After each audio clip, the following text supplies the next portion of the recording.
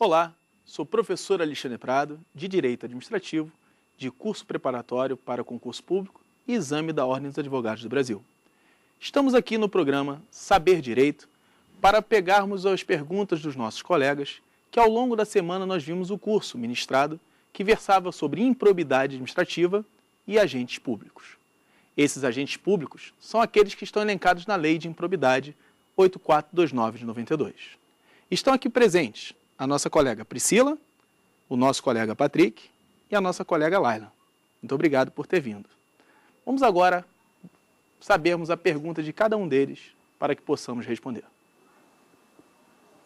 Professor, os casos de improbidade descritos na lei são taxativos ou exemplificativos? No artigo 9º, 10º e 11º, estão lá as modalidades de improbidade administrativa.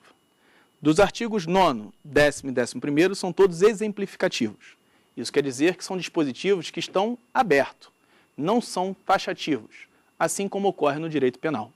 Não há possibilidade de eu prever todas as situações do agente ímprobo, então são apenas exemplificativos. Isso quer dizer que podem ter outras situações não previstas ali, bem como, por exemplo, pode haver o conjunto de uma ou mais situações. Por exemplo, frustrar processo licitatório constitui ato de prejuízo ao erário. Só que se o agente público exigir solicitar dinheiro para frustrar o processo licitatório, estará incorrendo em enriquecimento ilícito e não em prejuízo ao erário. Portanto, são disposições que estão em aberto. Portanto, é uma lista exemplificativa. Professor, a lei de improbidade administrativa se aplica aos agentes políticos? Na definição da doutrina e da jurisprudência, há uma controvérsia sobre isso. O Supremo Tribunal Federal, ao julgar a reclamação 2138, determinou que não se aplicava aos agentes políticos que tinham foro constitucional para responder por crime de responsabilidade. Isso gerou uma incerteza na doutrina e determinados autores começaram a dizer que não se aplicava aos agentes políticos. O Superior Tribunal de Justiça decidiu, em diversos recursos especiais, que qualquer agente público se aplica o ato de improbidade administrativa, exceto o presidente da República nos crimes de responsabilidade. Portanto, os agentes políticos que não seja presidente da República, como magistrado, membro do Tribunal de Contas, membro do Ministério Público, deputados, vereadores, prefeitos, se submetem aos termos da Lei de Improbidade Administrativa. Ou seja, podem ser, sim, sujeitos ativos de atos de improbidade previsto na Lei 8429 e responsabilizados nos termos da mesma, que isso quer dizer que vai incorrer nos artigos 9º, 10º, 11º, bem como o 12º, que traz as sanções previstas na LIA, Lei de Improbidade Administrativa. Professor, a ação judicial por ato de improbidade administrativa tem natureza civil ou criminal? Pois é. Importante essa pergunta para você analisar o seguinte. Existe o ato de improbidade administrativa e existe a ação de improbidade administrativa. Quando se fala em probidade, se associa à moral, se associa à honestidade. A falta de probidade é justamente a corrupção. Então, entende-se por improbidade ato de corrupção. O que eu quero dizer com isso? Que ato de improbidade administrativa pode ter sim cunho criminal ou não, mas a ação de improbidade administrativa não é de natureza criminal. Ela é de natureza civil. O que eu quero dizer com isso? É uma ação civil pública que tem o cunho coletivo do microsistema de ação coletiva. Então, isso quer dizer o seguinte: o Ministério Público vai participar dessas ações ou como autor ou como parte, fazendo a atribuição de custos legis. O que eu quero dizer? Que se uma pessoa jurídica que foi lesada quiser promover a ação de improbidade, ela pode promover. E o Ministério Público participará como fiscal da lei. É possível ainda o Ministério Público propor a ação e a pessoa jurídica lesada participar como litisconsórcio ativo da ação de improbidade. Esse litisconsórcio, você acha que ele é obrigatório ou facultativo? É facultativo, justamente porque cabe à administração pública querer participar ou não participar. O importante é entendermos que o Ministério Público, que tem por função constitucional, previsto no artigo 129, zelar pelo patrimônio público.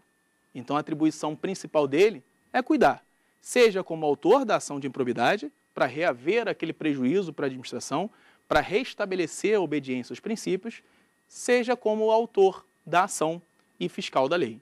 A pessoa jurídica interessada também pode participar, pois se aplica a ela as disposições da Lei 8429 de 92, bem como subsidiariamente as disposições da Lei de Ação Civil Pública. Então, ela tem um cunho próprio, previsto na Lei 8429, mas também que se aplica a disposições subsidiárias, porque ela faz parte do microsistema de ação coletiva, conforme entendeu o Superior Tribunal de Justiça. Professor, em caso de reeleição, a partir de quando se contará o prazo prescricional para propor a ação de probidade? Lá no artigo 23 da Lei 8429 de 92, está determinado que a ação de improbidade administrativa prescreverá. Isso quer dizer que ela tem prazo prescricional. E lá ele determina o seguinte, são duas situações. Se eu sou ocupante de cargo efetivo, se aplica a disposição prevista no regime jurídico único do servidor. No caso dele sendo servidor público federal, se aplica a disposição que está na Lei 8.112 de 90. Caso ele seja servidor estadual ou municipal, se aplicará as disposições do respectivo estatuto. No exemplo que eu dei, sendo ele servidor público federal, o prazo para aplicação da pena de demissão são 5 anos. Isso quer dizer que a ação prescricional da improbidade administrativa deverá ser realizada dentro de 5 anos. No caso de ocupante de cargo em comissão ou mandato eletivo, o prazo de 5 anos é contabilizado do término do mandato. Entretanto, após a reforma constitucional que admitiu a reeleição, isso é dado como uma forma contínua do exercício da função pública. Isso quer dizer que o prazo são 5 anos após o término do mandato. Se houve reeleição, ele vai começar a contar do segundo mandato. Exemplificando, se eu sou, por exemplo, prefeito, fui reeleito, então cumpri um mandato de 4 anos, fui reeleito por mais 4 anos. Somente após o término do segundo mandato, ou seja, somente após 8 anos, é que começa a contar o prazo prescricional de 5 anos. A outra situação que se aplica também é no caso do ocupante de cargo em comissão por mandato. Vocês já ouviram falar nisso? Agência reguladora. Se desempenha o cargo em comissão de diretor, colegiado, por mandato. Significa dizer que eles podem ser punidos dentro de 5 anos após o término do mandato daquela diretoria colegiada. Então, aquela disposição do artigo 23 não se aplica só a detentor de mandato eletivo, se aplica também a detentor de mandato em exercício de cargo em comissão. Professor, qual a distinção precisamente dita entre cargo público, emprego público e função pública? O artigo 37, inciso 1 da Constituição Federal, determina que os cargos e empregos públicos são ocupados mediante concurso público e faz a distinção entre eles no dispositivo legal. Cargo público é o conjunto de atribuições e responsabilidades impostas a um servidor. Emprego público é o conjunto de atribuições e responsabilidades impostas ao empregado. E função pública é o desempenho de atividades. Todo mundo que tem cargo público desempenha função pública. Todo mundo que tem emprego público desempenha função pública. Mas é possível existir pessoas que desempenham funções públicas desprovidas de cargos ou empregos, como, por exemplo, o mesário, o jurado, possuem funções públicas, mas não têm cargos nem empregos públicos. A outra distinção que podemos estabelecer é que o ocupante de cargo público efetivo é regido pelo Estatuto, regime jurídico único. O ocupante de emprego público é regido pela CLT, Consolidação das Leis Trabalhistas. E o desempenhante da função pública pode ser exercido por estatuto, estatutário, por seletista ou ainda por pessoas que não estão associadas a nenhum desses regimes, no caso do mesário e do jurado. Outra importante distinção é que na nomeação para o cargo público é esta forma de provimento. De emprego público é admissão E de função pública é designação. Então, a forma de provimento de cargo é diferente do provimento de emprego, que é diferente de função. E, por consequência, a vacância também. Se no cargo público eu sou nomeado, qual é a forma de vacância? Exoneração. Se no emprego público eu sou admitido, qual é a forma de vacância? Demissão. Se na função pública eu sou designado, qual é a forma de vacância? Dispensa. Então, observa que cargo é diferente de emprego, que é diferente da função. O cargo público pode se distinguir entre efetivo e em comissão. O efetivo ocorre a investidura mediante concurso público de provas ou provas e títulos. Emprego público ocorre mediante investidura de concurso público por provas ou provas e títulos. E função? Não é mediante concurso. Só que existe uma função que é específica, que é a função de confiança, que é de direção, chefia e assessoramento. Nesses casos da função de confiança, significa dizer que necessariamente eu tenho que ter cargo efetivo. Então, só pode desempenhar a função de confiança quem tem cargo efetivo.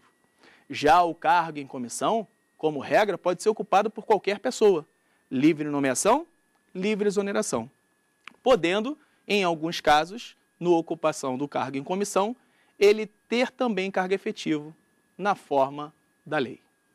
Vamos para o breve intervalo e vamos voltar com o programa Saber Direito Responde.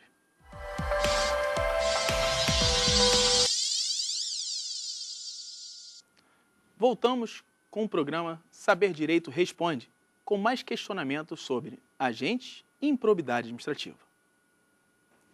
Professor, quais são as medidas de natureza cautelar que podem ser adotadas na esfera administrativa contra o agente que cometeu o ato de improbidade administrativa?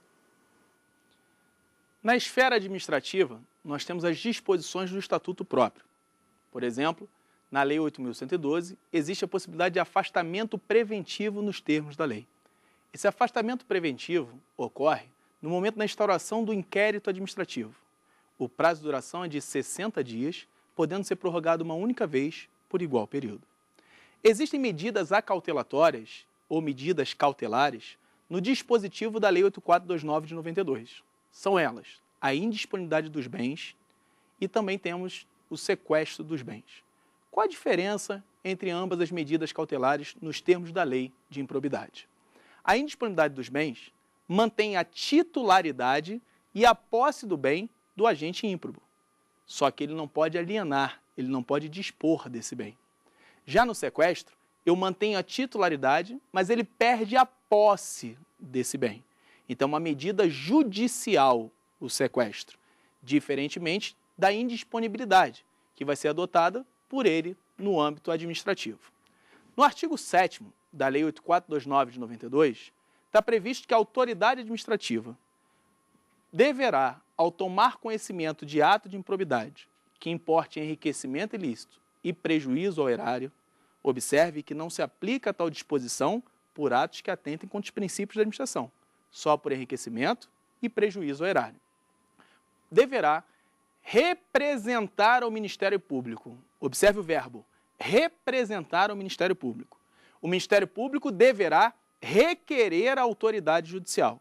E a autoridade judicial vai decretar a indisponibilidade dos bens.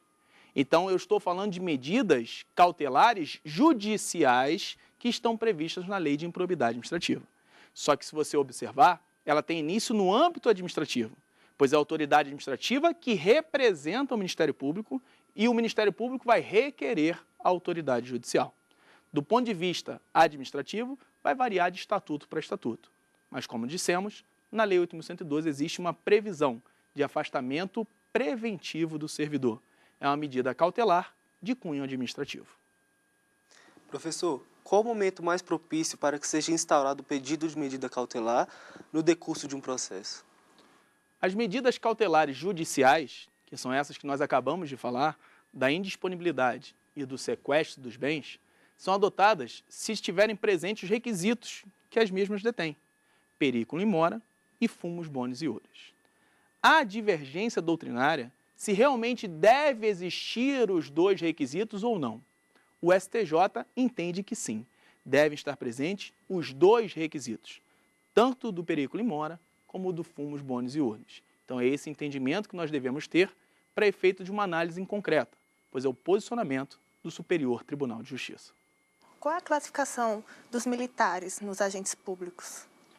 Pois é, quando se fala em classificação de agentes públicos, é um tema muito controverso na doutrina, porque o conceito mesmo na própria lei é difícil de você encontrar.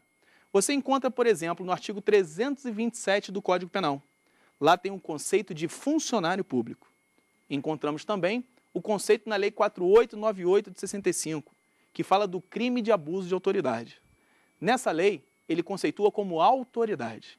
E na Lei 8429 de 92, nós falamos sobre agentes públicos, de uma forma que é específica para a Lei de Improbidade Administrativa. Se você pegar cada um dos conceitos específicos para as situações em concreto, você monta uma análise doutrinária sobre isso.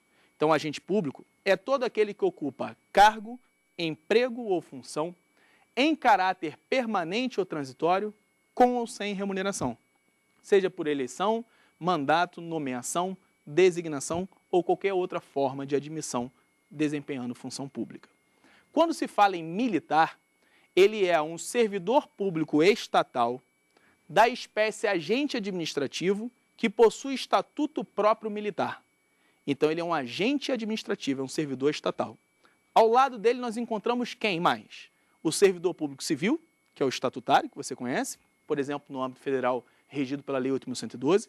Você encontra o contratado por prazo determinado para atender excepcional interesse público, que ele é previsto numa legislação específica federal e aplica-se subsidiariamente à Lei 8.112.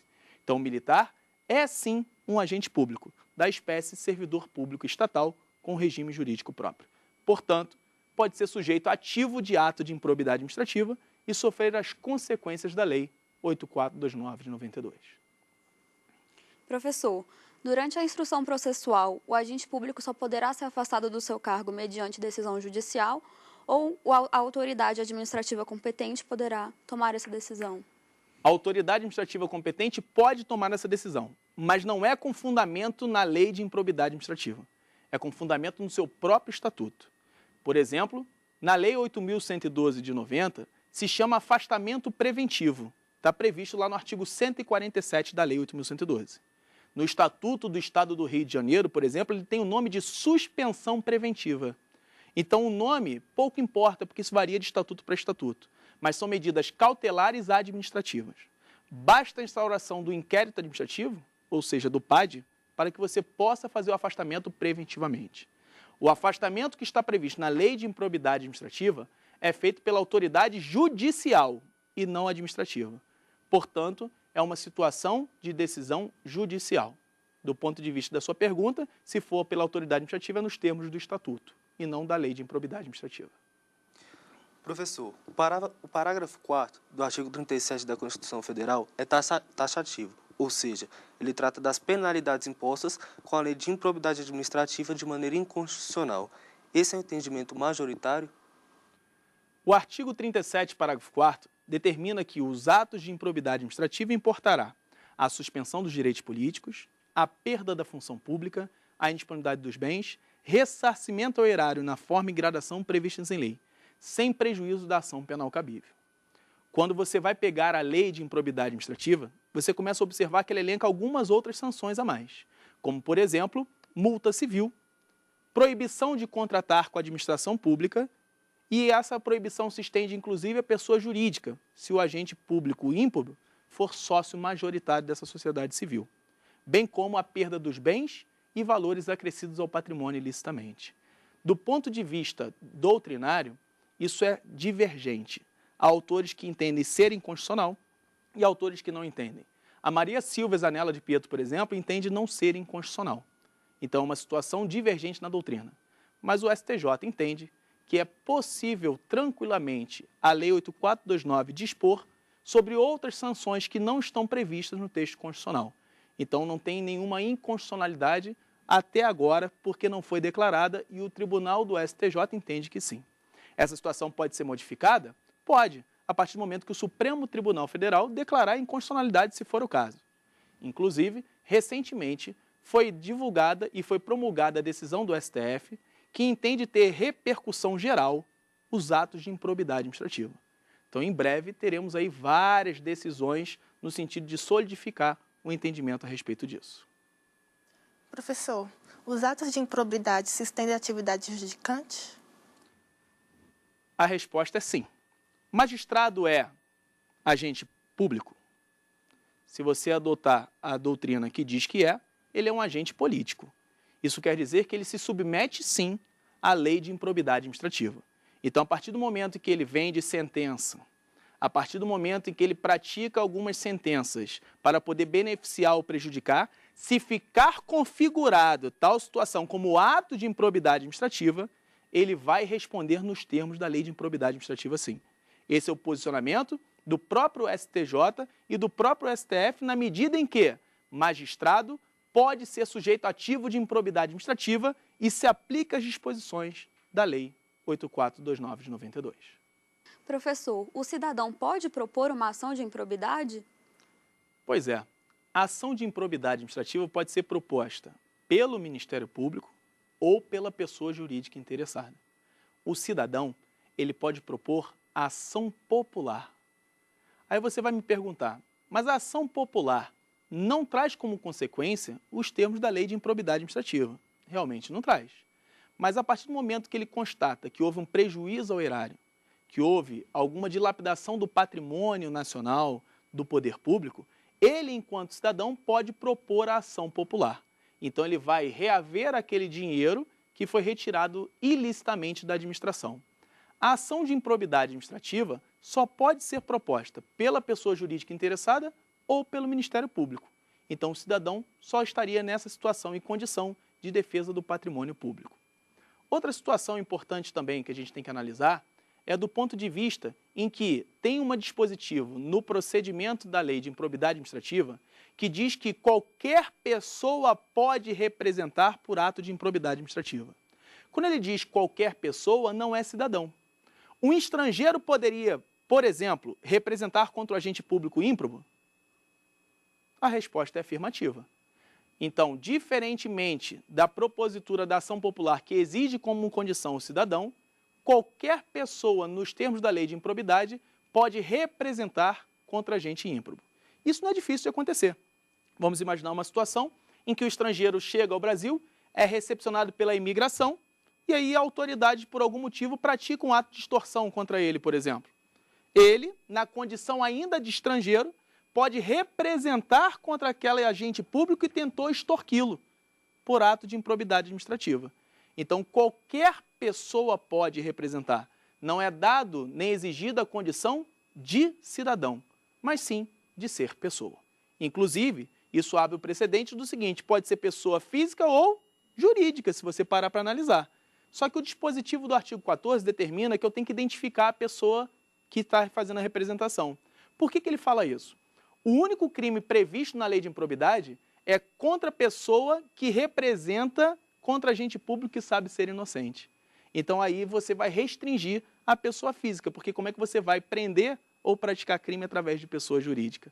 Então essas interpretações é que você tem que analisar, porque se analisar só um dispositivo sozinho, ele pode te induzir a erro.